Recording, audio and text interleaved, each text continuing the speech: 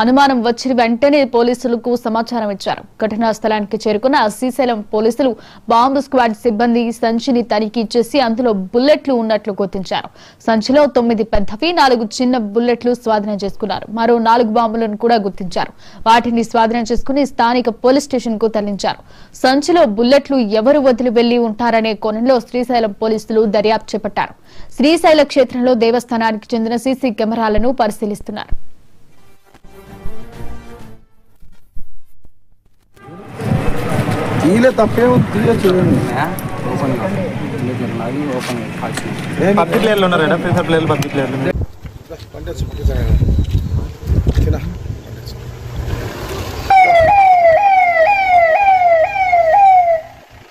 నిన్ను కూడా తీసపోగా అంటే అందంగా పడేటట్టు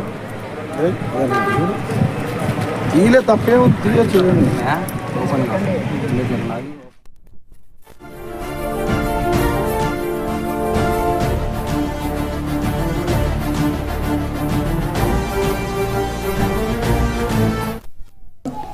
శ్రీశైలంలో బాంబులు బుల్లెట్లు కలకలం రేగింది. ఆలయ సమీపంలోని వాసవి సత్రం ఎదురుగా ఉన్న డివైడర్ పై వీటిని గుర్తించారు. ఇదే అంశానికి సంబంధించి మరింత సమాచారం మా ప్రతినిధి ఖలీల్ అందిస్తారు. ఖలీల్, చెప్పండి.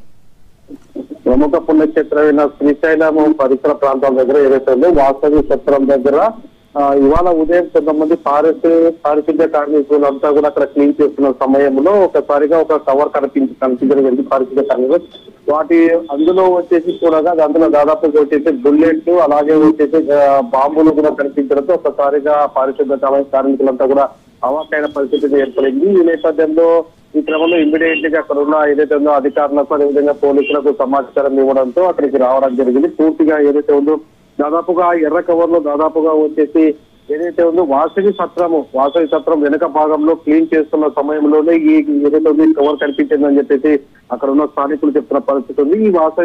ఈ బ్యాగ్ లో దాదాపుగా వచ్చేసి 4 SLR 9mm బుల్లెట్లు, అదేవిధంగా 5 303 గన్ బుల్లెట్లు, 4 బుల్లెట్స్ పేల్చి అదేవిధంగా వంకాయ బాంబులు, ఒక LR పౌచ్ కూడా కనిపించడంతో ఒక ఎర్ర టువాల్ కూడా లభ్యమవుతూ మరి కొంతమంది కూడా అనుమానాస్పదంగా ఏదైతే ఉందో మరి ఏమైనా మావోయిస్టులు ఏమైనా ఇక్కడికి రావడం జరిగిందా అని దానిపైన కూడా అనుమానాస్పదంగా ఏదైతే ఉందో అక్కడ చుట్టుపక్కల కూడా పరిసర ప్రాంతాల్లో కూడా పరిస్థితి అయితే కనిపిస్తుంది. ఏదేమైనప్పటికీ ఎంతో ప్రశాంతంగా ఉన్న శ్రీశైలంలో ఒకసారిగా ఈ ఏదైతే బుల్లెట్లు అదేవిధంగా బాంబులు కనిపించడంతో కొంతమంది ఆందోళనకర పరిస్థితి అయితే నెలకొందని చెప్పొచ్చు. దీనిపైన పూర్తి స్థాయిలో విచారణ చేపట్టామని చెప్పేసి పోలీసు అధికారులు అదేవిధంగా ఆలయం అధికారులు కూడా చెప్తున్న పరిస్థితి ఉంది.